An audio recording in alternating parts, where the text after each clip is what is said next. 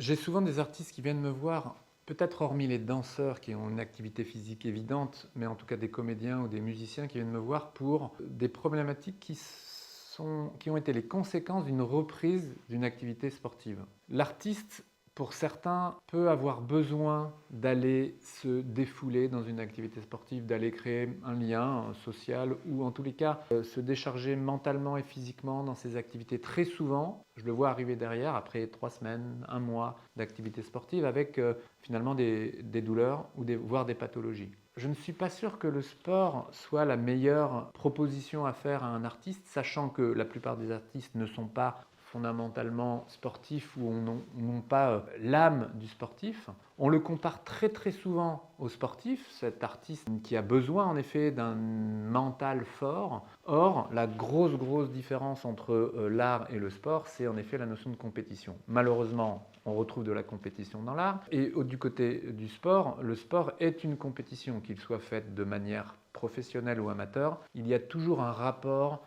à la compétition, au chronomètre, même entre soi et soi s'il ne s'agit pas d'un sport en club ou en compétition. Donc il y a une grosse différence entre en effet l'activité physique et l'activité sportive. L'artiste, lui, a de toute façon une activité physique. Elle est spécialisée, il emmène son corps sur scène avec des mots, un instrument, avec une gestuelle, de la danse. Et ces musiciens, acteurs, danseurs ont une activité physique spécifique. Cette activité n'est pas que physique puisqu'elle est finalement aussi mentale, émotionnelle, relationnelle, donc artistique. Elle englobe une quantité incroyable d'informations à apprendre et à développer. L'artiste a besoin d'optimiser quelque chose, c'est la manière dont il utilise son corps en effet et sa tête dans son activité pour éviter en fait les blessures.